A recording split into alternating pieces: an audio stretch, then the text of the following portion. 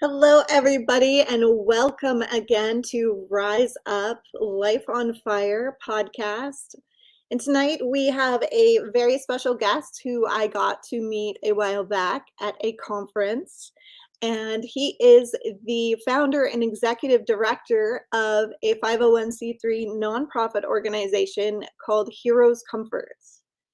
And like so many of us, he came to this journey of serving others through his own battle with post-traumatic stress and the struggles of dealing with the system and how broken it is. So please welcome Mike Crowe to the show tonight. Hello. Hello. How are you doing? Well, I'm doing pretty well here in Central Iowa. It's a beautiful day, so. We have a bunch of your friends, it looks like. So we've got Cool.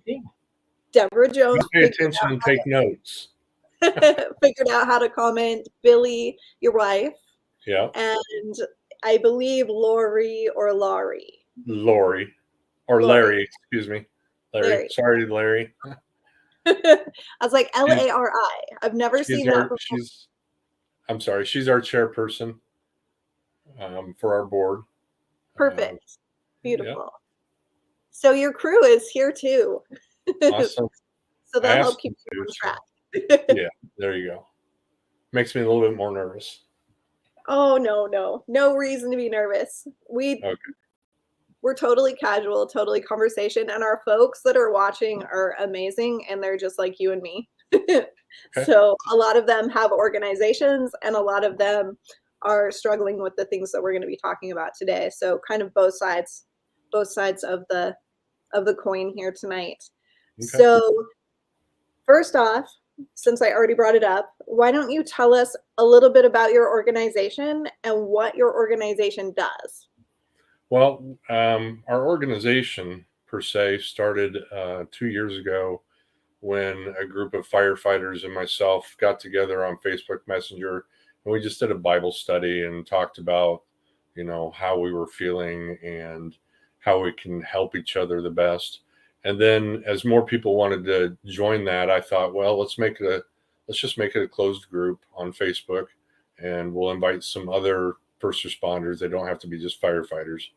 That grew a little bit to about 200 when I determined the potential for growth because of the significant need of what we provide and services. We decided to get our 501c3 from the IRS, and we became organized February of last year. We've gained some new board members. We've done some other stuff in helps of people, but we can talk about those specifics later. So that's how Heroes Comfort came to be, out of a passion of my heart and my experiences. I love that, and I love the way that you come to it from kind of the same place we did, that you're going to do the work either way. Like, you did the work for a year before you started the nonprofit. Right. And I think that's a message for people out there, because I see a lot of people say, oh, I just want to start a nonprofit. And when I see that, I want to find out, why do you want to start a nonprofit? What is it that you're doing, or what is it you think you're going to get out of this? Because we do this out of passion. And I know that this is you too, that we do it out of passion, and we're going to do the work anyway. And we've been doing the work for, a couple years, most of us, and there isn't pay in it for us. So it's not something that we do for a big paycheck. No. And there'll never be a big paycheck, because a nonprofit that's doing the work correctly is making use of as much of those funds as possible for the end user. It's not for us. Right. So for those of you out there that have this idea that if I start a nonprofit, people will give me money and it'll be super easy, that is not the way this works. You probably work a lot of hours, right? I do. And, since it's not, I get no salary or anything at this moment. So everything is out of pocket. So that just increases our bills at home, which means I have to work more away from the project. but then when I'm home, I'm on it as much as I can. I'm on it during the day at lunchtime. Um, it, it has the need for somebody to put in, a good 25 hours a week at least into the project itself as it stands right now. You are one of the lucky ones. You have a partner. You have a spouse that supports you on this journey. I do too, and I could not do what I do without my husband. I So, yeah, I would not be sitting here right now if it weren't for Billy. so we know first responders have a really hard time with marriages, and that's one of the things that's oftentimes a symptom of the career, or dare I say, a casualty of the career.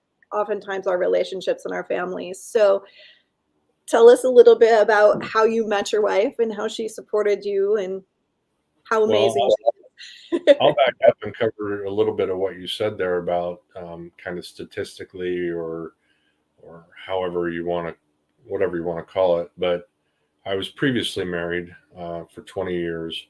Um, the relationship was not the best to start with anyway. I had some childhood trauma that I brought with me. And then I went into this chaotic field that I went into, and that just accumulated more and more and more stress. Well, eventually the marriage ended. I ended up drunk, um, popping pills all the time to sleep it off and sleep it away. Um, and a few about a month later, after my then wife had left my children and I was able to. I was looking for a friend. Honest to goodness, that's all I was doing, was looking for a friend, someone to talk to. And I went on Match.com, which I know everybody's thinking, oh, Match, But I met Billy. We got to be good friends. We dated for a couple of years, and then the time was right to get married. And on next Wednesday, we'll be celebrating 10. So she's been extremely supportive, especially when it comes to the financial aspects of running a nonprofit. When you're paying it out of pocket, it adds up really fast, and then you have to try and balance that time of of work, but leave time for doing stuff for the nonprofit. Like for me, I've been through a couple of jobs, partly because of my PTSD, partly because jobs were dissolved, and some other things.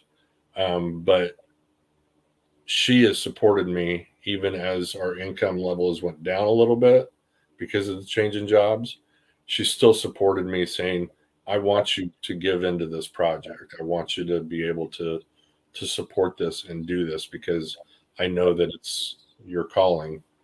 So she has been extremely instrumental. I'm not saying that I haven't put a little bit of stress on her, because I have, but she's been very gracious and understanding. And I think part of that is because I was still on duty for the first 3 or 4 years we were together. So she saw the trauma. Then she saw the trauma of the broken marriage, and then she saw it all, and she never has once, um, not once have I ever thought she was going to leave my side. So So, curious question. go Is she ahead. a first responder too?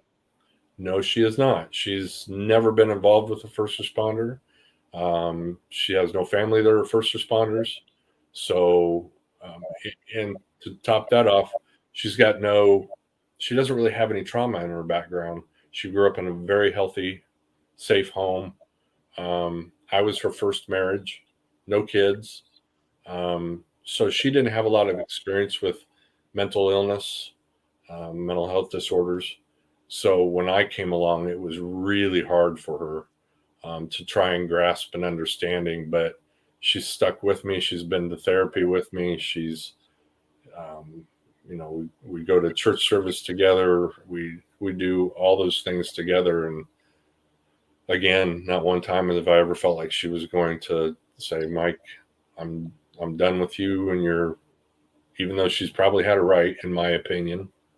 Um, you know, um, to say I can't do this, but she's fought through it, and she's now one of my biggest supporters. I love that.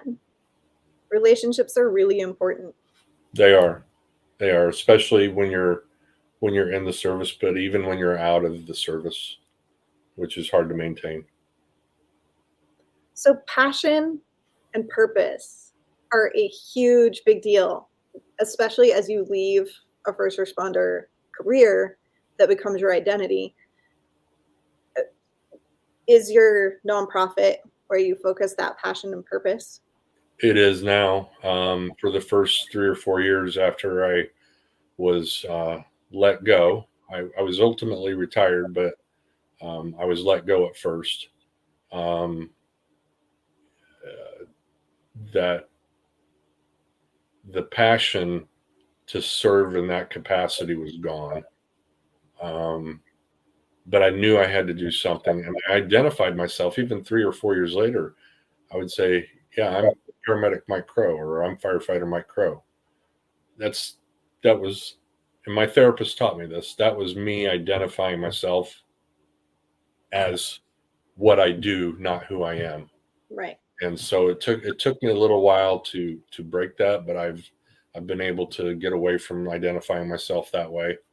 Um, if it comes around, I'll mention, yeah, I'm a former retired, or I'm a retired paramedic firefighter, or whatever, but I don't introduce myself that way. I don't, that's not the first words out of my mouth like it used to be. So you started out as a paramedic. I did. I started out as a paramedic.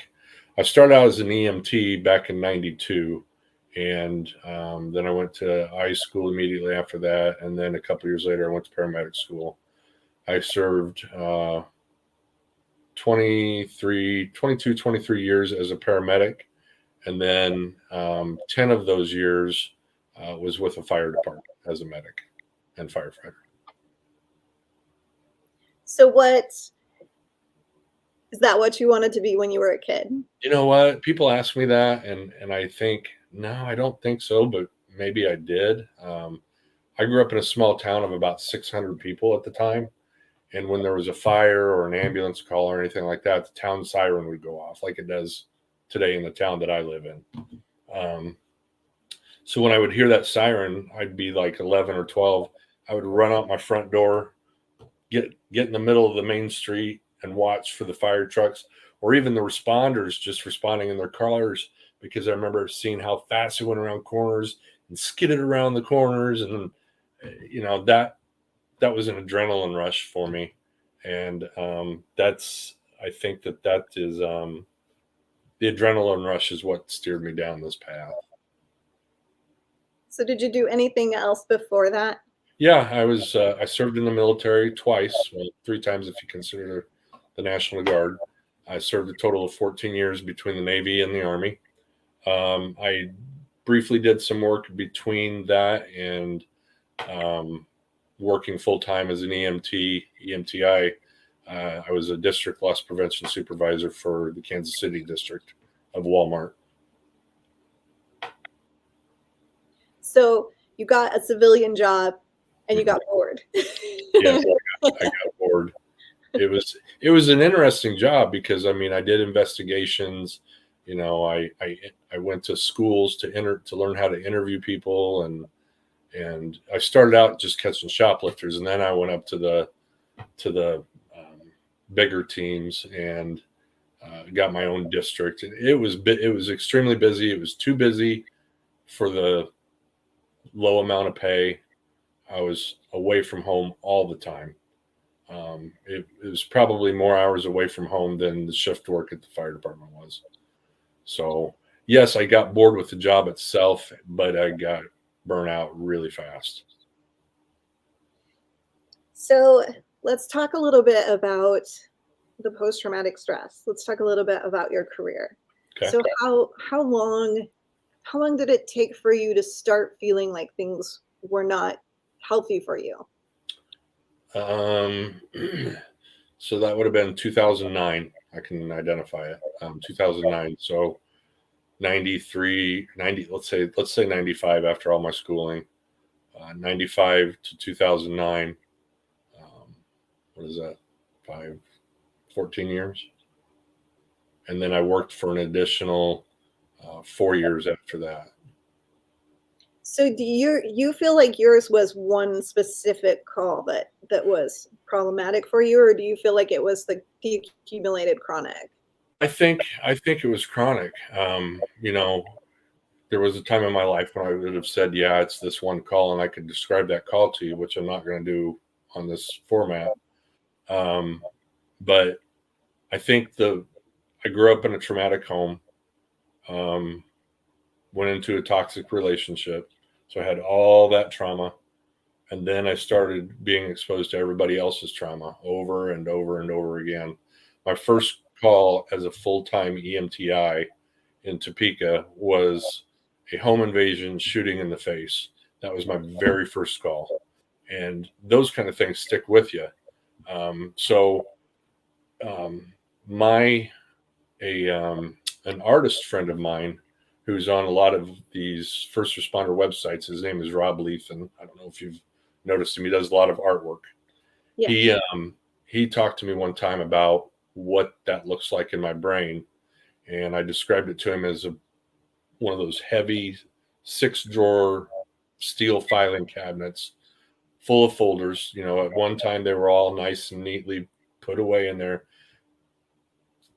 Unless somebody knows different, I don't know how to forget memories. So I had to do something with them. So I compartmentalized, like probably 90% of the people watching do. But it came to a point where you couldn't close those drawers anymore. The files were sticking out and laying all over the floor. None of the drawers would close. There was smoke coming off the top of it. And he had it so my skull was flipped open so you could see my brain. And that's what was in place of my brain. So I think when I realized it was 2009, 14, 15 years in. But then when I actually did something about it was quite a bit later. And you and I had a wonderful conversation about the systems, because one of my focuses is really getting to the bottom of the systems and how can we solve this problem from the beginning before it happens, instead of waiting until the end when everybody is trying to recover from PTSD. And so you had a really, I hate to say typical, but it really is typical. You had a really tumultuous process. Once you realized that you needed help, how did that go for you? It went terrible. When I realized I needed help was after that specific call that I referred to in 2009. I can name the child that was involved. I can tell you everything about that day. We ran with, at the time, 6-person crews, and we ran EMS as well as fire. And at the time, those that were working as the paramedic of the day were also the person to take the nozzle in on a fire. So you kind of played dual roles. Well, the call came in, and I'm not going to get graphic, but the call came in as a child burnt on a stove. I'm thinking little Johnny or Susie put their hand up on the stove and got burnt. As we were getting ready to pull out of the garage, dispatch came back and said it was a child burning on a stove. So we all went to the fire trucks, and the child was pronounced dead by 2 other firefighters. One had been a paramedic for almost 30 years. One was fresh out of school, so he had all the book intelligence.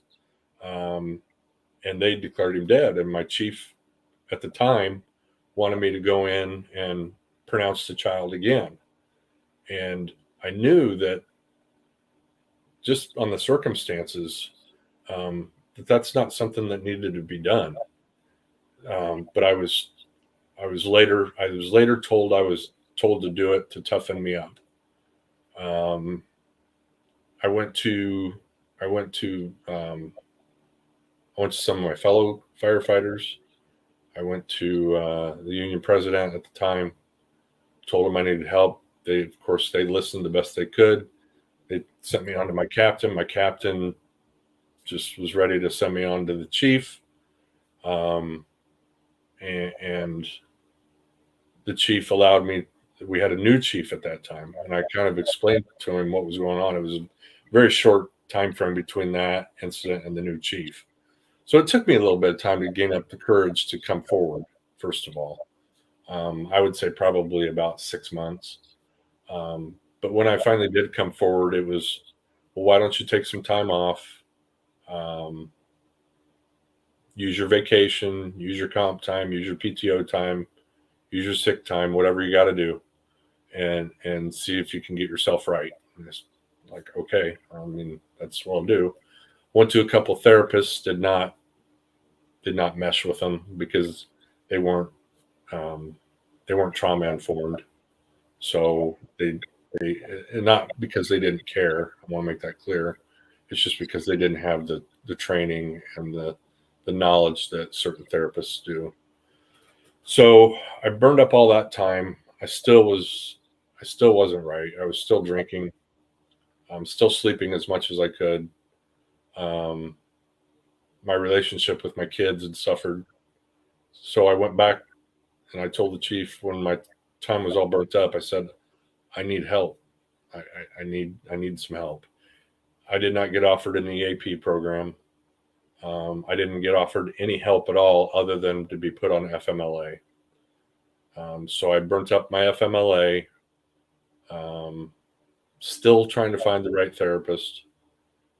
Eventually found them, but only after my FMLA was burned up and I went back to the chief and he told me I needed to be on a truck that day.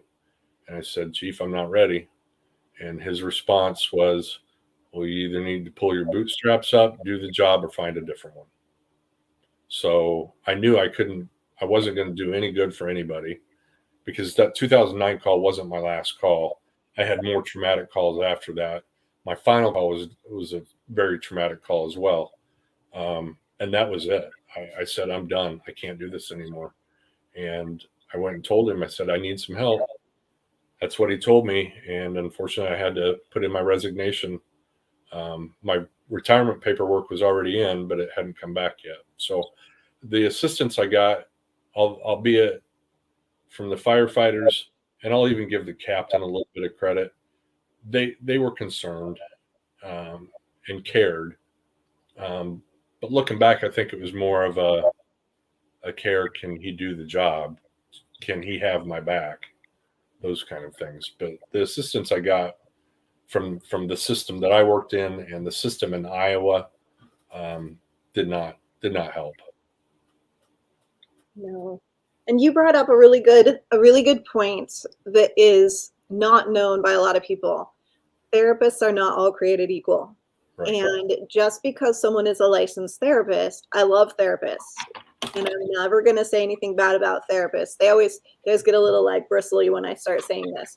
But to handle trauma and to handle specific types of trauma takes a lot of additional education. And it's not part of the standard therapist education. It's stuff you've got to go do additionally. It took me 2 years to find a degree that even had a military trauma aspect to it. And I'm one of 3 people in the program. So trauma is it's a very niche thing. It's something that most people don't have experience with. And your therapist has to be able to understand what's happening with you. They have to understand what's happening with your brain and with your body and your nervous system and your emotions. And they also have to be able to handle the experiences that you're going to talk about. So do your due diligence when you call to make an appointment. Ask the question. Ask if the therapist is experienced with first responders. Ask if the therapist is trauma specialized, because those things will make the difference. Some of my clients have come to me and said, I went to a therapist years ago, and it was the one time I went. And when I told my story, when I said what was bothering me, my therapist cried. Or my therapist said, how could you? Or something like that. And those things are life-changing for you guys. Like that's I'm never going to go to therapy again. Yeah. So we have to make sure that your first experience is at least as safe as possible. Yeah. My first few experiences were, I mean, none of them cried or anything like that. One of them did the obligatory, so tell me about your worst call. Well, I know she meant well. I know she did, but she was not culturally, I'm not going to use that word because that might offend somebody. She wasn't trained in trauma, and the other two were not either. So it was like, well, have you tried this, or let's put you on these medicines, or it wasn't getting down to the root of my problems, and it wasn't addressing, how I was identifying myself, and that was pretty bad. Yeah. So your organization, you actually have you do referrals through, Yes. and you have vetted the people that you send people to. I have assisted in vetting. I'm not going to take all the credit in that. Molly Jones, who's an advisor to our board, she's with the International Association of Firefighters Behavioral Center of Excellence. She's their care coordinator. She has went through and vetted about 2,500 different therapists around the country. She shares those lists with me, and then I proceed to call them and talk to them a little bit more.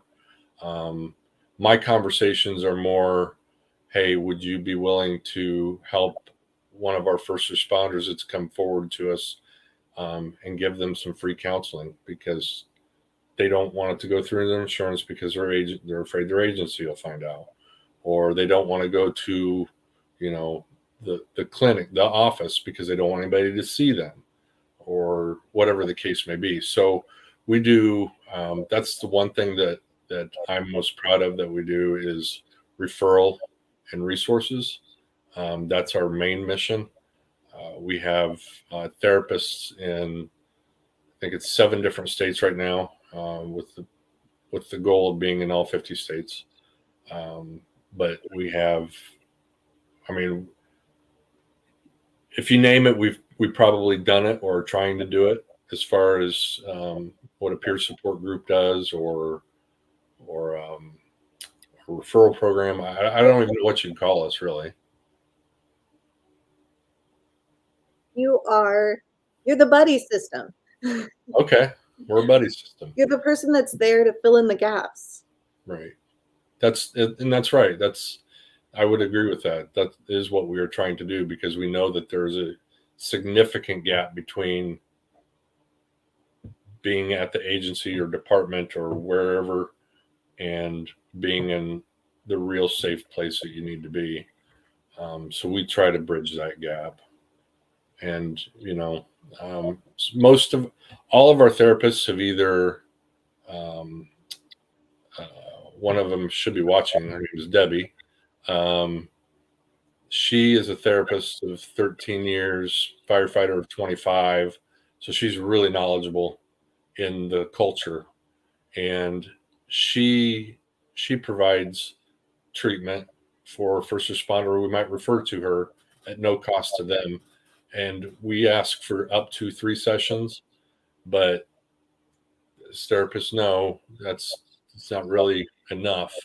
So several of our therapists want to go from beginning to end with that client at no cost, which is huge. It gives them a sense of, you know, financial security. It gives them a sense of confidentiality. Um, they know that we mean business. When we say we're here to help you, that's what we're going to do. Perfect. I'm always here for you too, if you ever. Thank you. I appreciate that. So, and yes, Deborah Jones is on now, and she says you're absolutely correct. Not every therapist is made for trauma. One of my biggest pet peeves. I always say, like, I wish there was a way for therapists to know ahead of time a little bit more about what a client is coming to them for, so that they would have the opportunity to say, I'm sorry, this isn't a good fit. Right. So And that you know, these you problems mentioned, much. yeah, and you mentioned something um, a little bit ago about being prepared, and it's my belief that preparation should be the number one intervention. Preparation for the traumatic event and how it's going to affect you, and then the second step is the response. How are we going to respond to that? We're going to send you to counseling? Are we going to refer you to the Center of Excellence? Are we going to send you to to detox? You know, what are we going to do for you? Are we going to pay your wife's rent while you're in detox, which we've done before? We've bought groceries. We've, whatever it is that needs to be done to fill in that gap, as you said, we do it. But going back to what I was just talking about, prevention and preparedness should be the first thing that we think about. But unfortunately, this kind of stuff does not just one day is all we got in paramedic school on mental health. And it wasn't even, it was just more like you can, tie them down with this situation. You can't with this. You can give them Haldol, you can give them Versed, you can give them all these medications, and you transport them. That's all that, it was. And I've learned that at least in Iowa, there is a push to start training peer support in the academies, but the fire service, there is nothing like that. They have a peer support program that they tried to push out in 2015. It's still in existence, but they're in need of help now, continuing it. So I think if they would get that in the police academies, the correctional training, nursing school, whatever, I think that would be beneficial in preparing for that traumatic experience, because everyone's going to have it. That is my mission. Absolutely. The thesis that I'm working on right now literally has a full framework for pre-hire, at hire, for resiliency training, ongoing throughout the entire career, and then retirement prep and post-retire. Oh, that's awesome. It really has, and it's a modular system that's easy to teach, easy to train. Organizations can pick it up very easily, low cost. It incorporates the use of coaches and consultants in the early phases, so you're not relying on therapists when they don't have enough therapists to go around. So you're not stressing out an already overstressed system. It literally is, it's completely financially and, well, real world. It's real world applicable, and it's something that we can absolutely do. This isn't something that we can't fix. Right. And it just takes a little common sense, a little logic, and a little, like you say, a little preparedness. We know these things. We know what works already. We just have to look at things from different angles, because we might not have scientific research on what happens with firefighters when we apply the trauma tools, or what happens with police when we apply trauma tools, but we've been studying scientifically, we've been studying trauma for many, many years. We know what happens in the nervous system. We know what happens in the brain. We've seen the brain imaging. We know the tools. We know the answers. We're just not putting all the pieces in the puzzle together. So that is actually going to be published soon. And along with it is a research proposal to apply the program to some of my local organizations. So if I can get funding to start that, we will have our first longitudinal study going by the beginning of next year, if all goes well. Awesome. So. And like you mentioned, we have the scientific research, and like you said, we know that the brain physically changes with trauma. It's not just an emotion. I mean, there's release of the cortisol that makes part of the brain bigger and another part of the brain smaller, and it's we have all that knowledge, but my question is, how do we pass that knowledge on to the officials and the administration that's making those decisions on what to do with this police officer, firefighter, nurse, whatever? We show up. We go to the meetings. Even if you're That's not where it starts. That's what I've been doing. It's literally start in your local city, go to all of their planning meetings, get connected with your local leaders, and then move up from there. It really is about being seen. It's about being heard. It's about getting in front of the right people. And when you say the right things in front of the right people, you start to get noticed. things get done. I've noticed that the agency that I came from, they have just started implementing a peer support program. They have another psychologist working with them on the implementation of that. And boy, I just lost my train of thought. Sorry. No worries. Anyway, isn't it amazing that not every organization even has peer support in place yet? it is, especially when I look at fire departments. You know, Molly and her crew came to the state of Iowa to teach anybody that wanted to come and learn how to build a peer support program and what it was about. And I think she had four agencies represented out of the whole state. I mean, granted, Iowa's not a huge state with, you know, Kansas City or Houston sized town, you know, cities, but we experience the same trauma, you know, in one way or another. So I find that interesting that you just attend the meetings. I hadn't thought about that. So I might have to talk to you a little bit more about that at some time.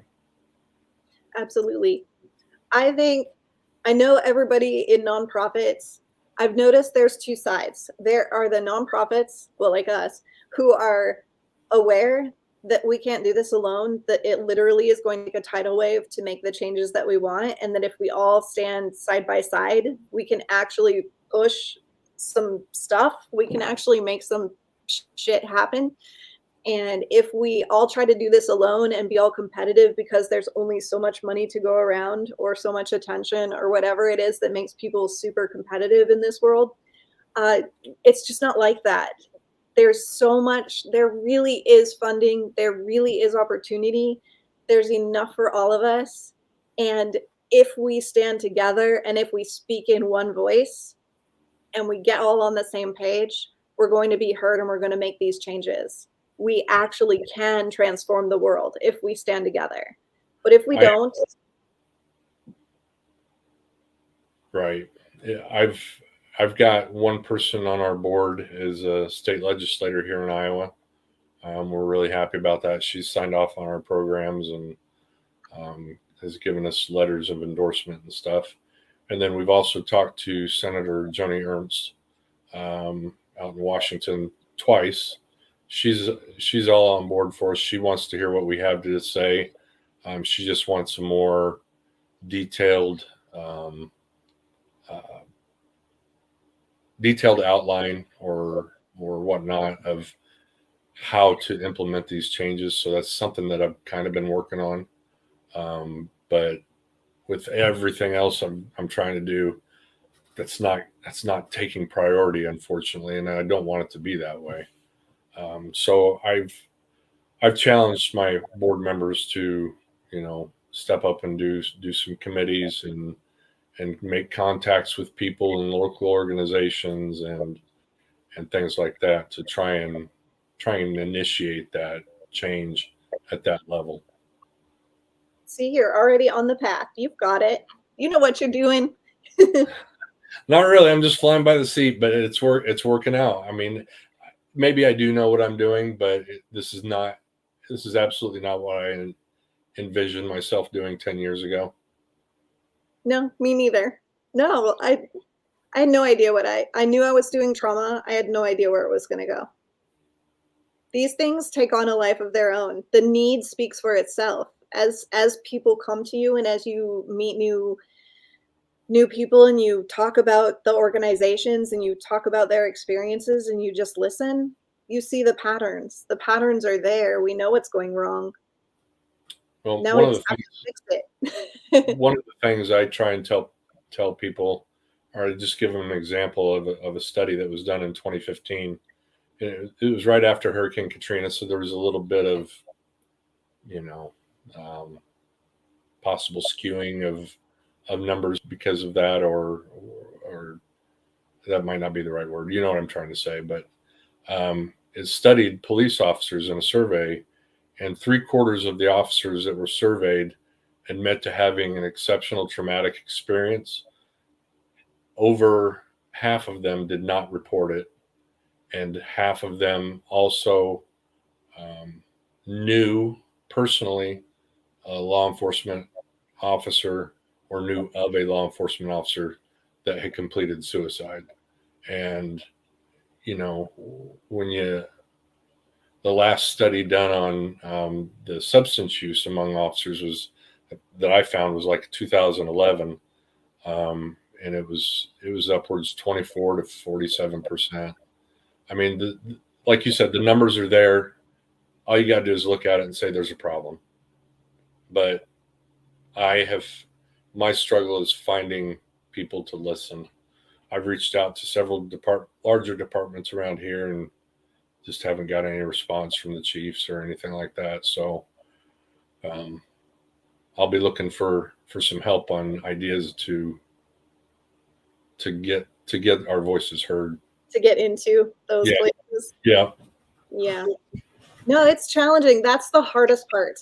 Those are the leaders of departments, the leaders of hospitals, the leaders of firehouses. Like, those are the hardest people to get because city administrators understand that there's a problem and something needs to be done.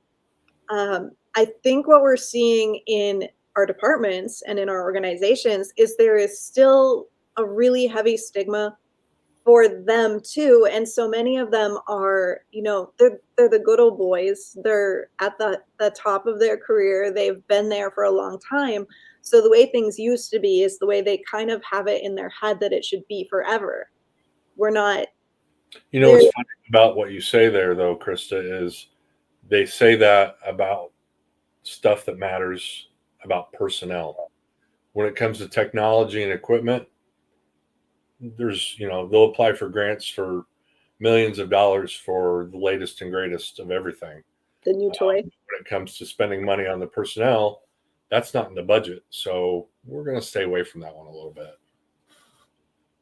I think there's also a fear of if we admit that there's a problem, then we have to face what that says about us, right? Yep. There's that, like, wait, if I admit that the men and women in my department are vulnerable to committing suicide, I have to admit that I'm not a great leader. I have to admit that I've failed my people. I have to admit that I have done something wrong, basically. So there is like this, wait, I can just pretend like everything's okay. My people would never do that. My people are happy. My people are, my crew doesn't have mental illness. That's everyone else. Right? Until their firefighter in Boise, Idaho goes into the station on duty and hangs himself in front of everybody, or the police officer on lunch break in Kansas City drives over the border to Overland Park, Kansas, and uses his service weapon to take his life. Then what are those leaders thinking? That's what they need to be thinking about, not oh, let's just ignore it. They need to think about what's going to happen if I do ignore it. Right. Well, Dr. just said research shows that if the chief of these departments mentions their own mental health experiences, others will start talking to. Yes, they absolutely. If they lead by example and if they open the door, then everyone else feels safe to open the door. Right. Nobody wants to be the weak link. Nobody wants to be the guy that needs to be toughened up. Everybody wants to be seen as dependable and competent. Competent. They got it together. Right. That doesn't happen to me. That happens to someone else over there. Right. Exactly. Yeah. So We got to break this warrior mentality that warriors bleed, warriors are injured, and PTSD is not a disorder. Right. It is an injury. And Correct. until we can get the language to change, and I'm even trying to go even further than that, I want it to change from traumatic stress, which is a general term that covers any trauma, to occupational traumatic injury.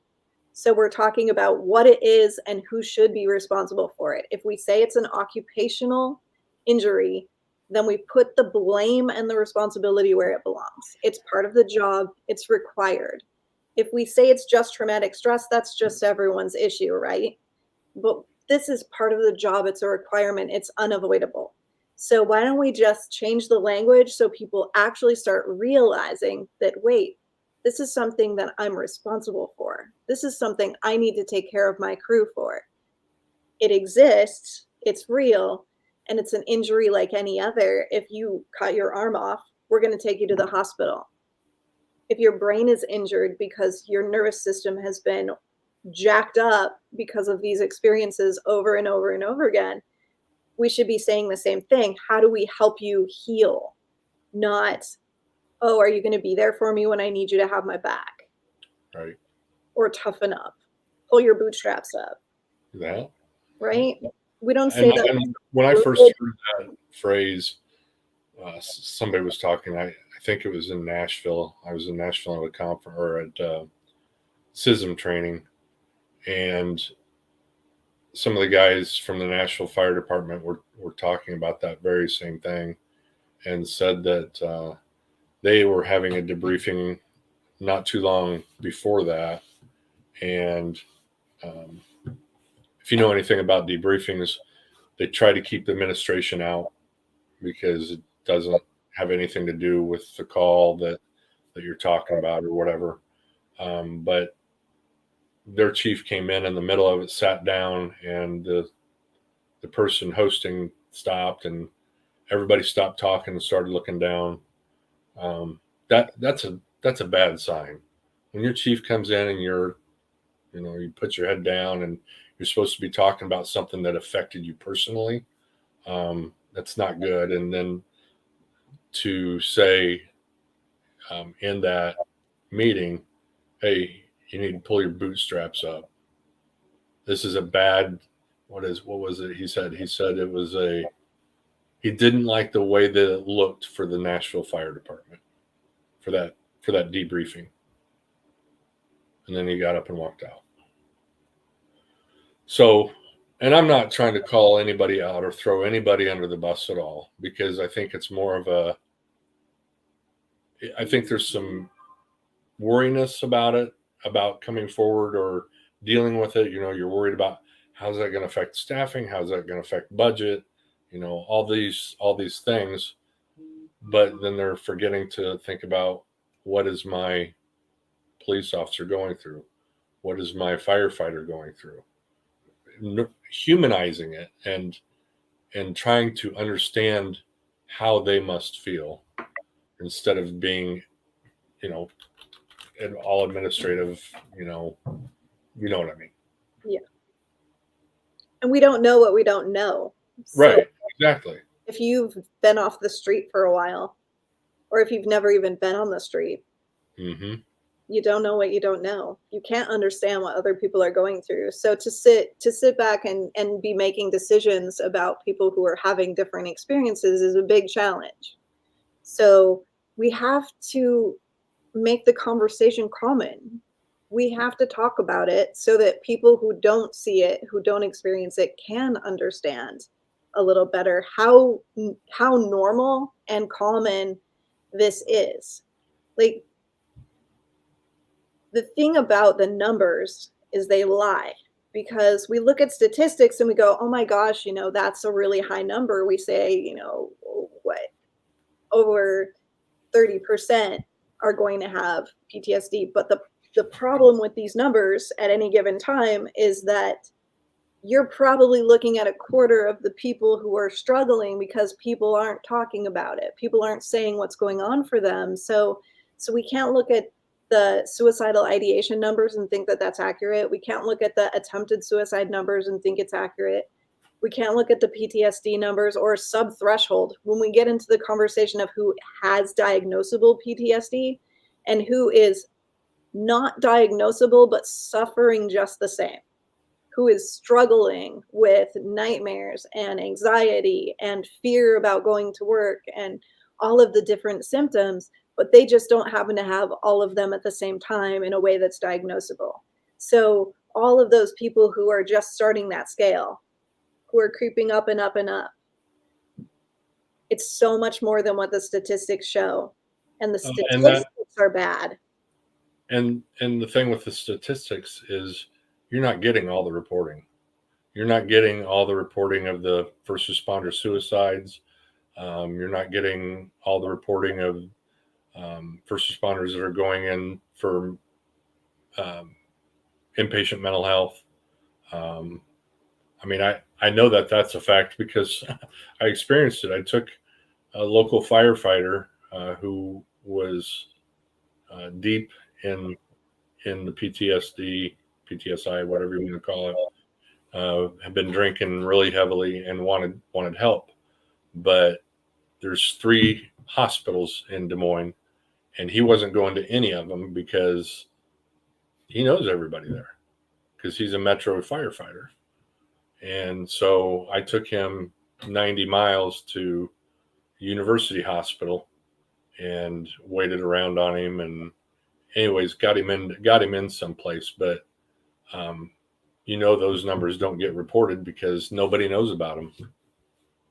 No. And it'd be immoral to ask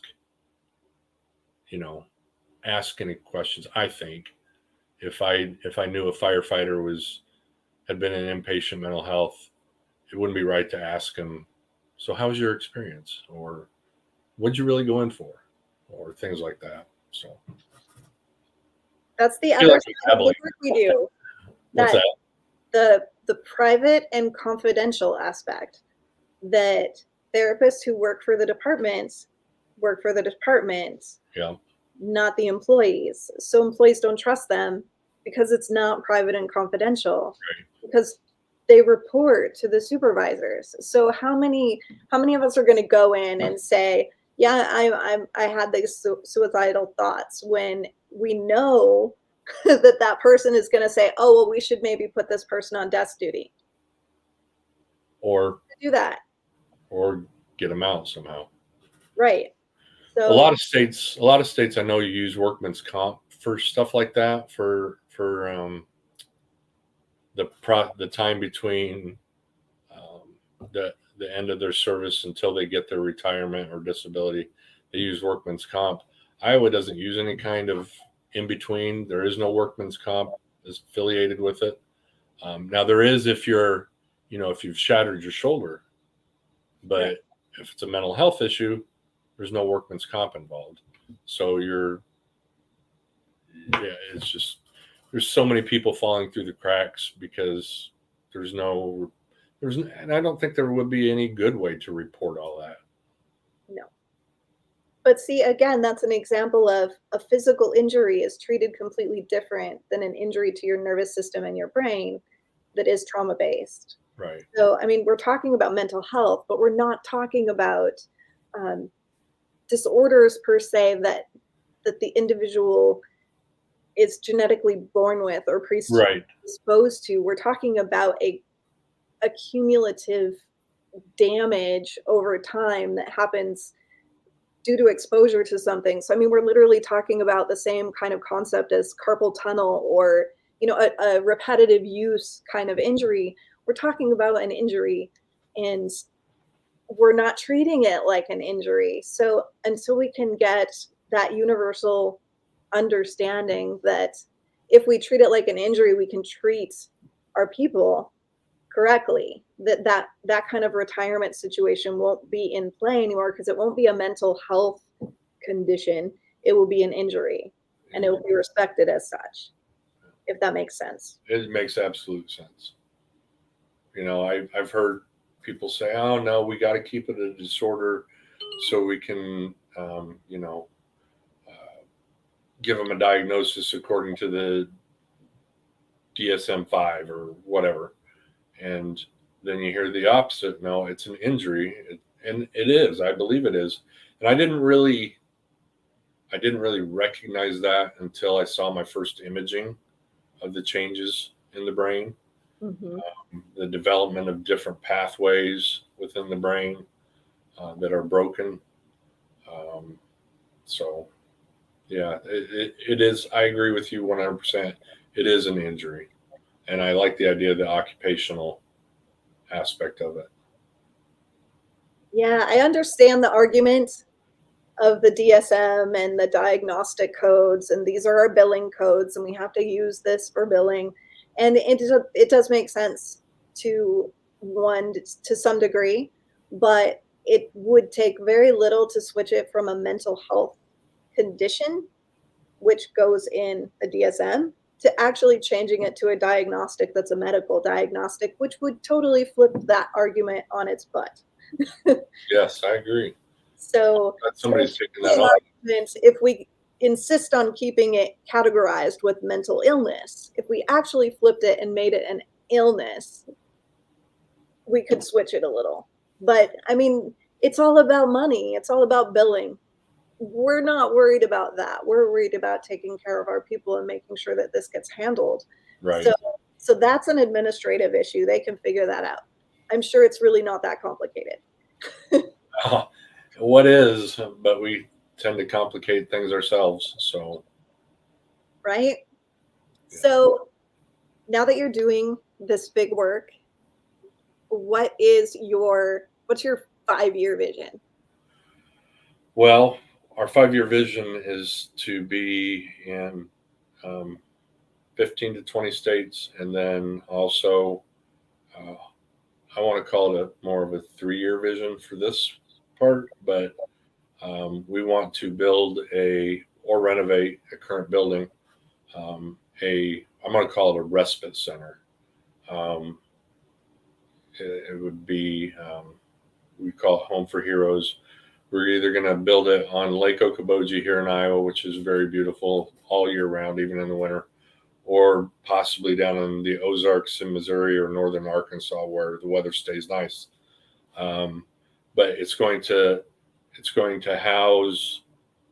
have the capability to house 6 to 10 for substance use disorders. It's going to have the capability to have inpatient mental health. And then it's going to have a section where if a first responder just needs a 3-day getaway to decompress, he or she can come and they can bring their spouse or significant other with them. So that's in our 3-year goal. We already know what grants we got to apply for. We've already got some significant people to sign off on it. It's just a matter of finding somebody to get us the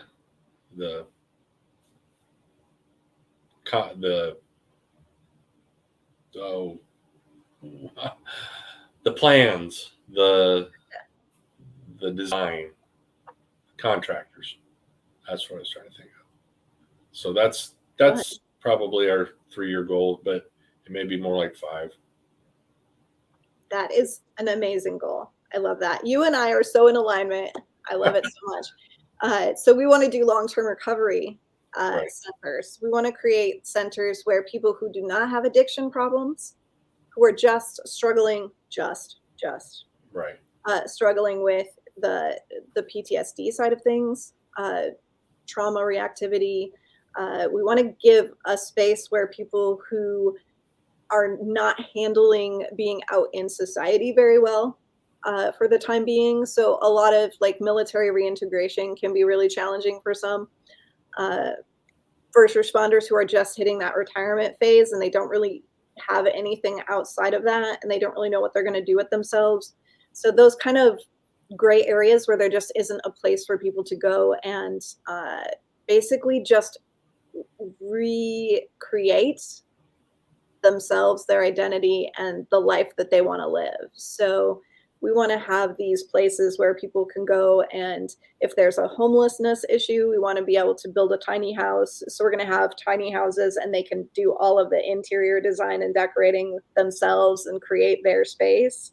And then if they need to take that with them when they leave, then they can do that. If they don't, then they can leave it for the next person. And then, of course, the equine therapy is a really big deal. So we love the idea of animals. Animals rebuild empathy and connection and compassion, and that's a really big deal for reintegration. So we're looking at a really alternative facility to what's currently available. So that's kind of where we're going to is, wait, there's a gap. Yeah. Let's create this facility that's for the people that can't go to these other facilities because they don't fit. And one of the thoughts that Larry had was, if we did this center someplace warmer like Arkansas or something, she would like to implement equine therapy. We don't want to take anybody's idea and reinvent the wheel. We may want to change up some things. We want to be different, not for any kind of pride issue, but just because if this has already been done Right. several times and we need more of it but tweaked a little bit, that's what we want to do. We don't want to take anybody's concepts or what's that? You want to fit the people that don't have a place they can already go. Exactly. Yep. I'm very happy to have you on the show tonight and to be able to share your wonderful mission. Yeah, thank you for the invite. Appreciate it. As we close, what's the last thing that you would want to say to your audience? Are they mostly first responders, or who's my audience really? Military, first responders, families. For all the above, the family included. The one thing that I've learned is to not give up hope at all. You give into, if you give into it just one time, that's going to set you on a path that you don't want to go down. And I say that from personal experience. Don't give up on hope. Don't give up on people. People are there to help.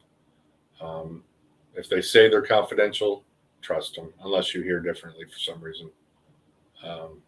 And finally, step out and admit you need help when you need help. There's no being brave. There's no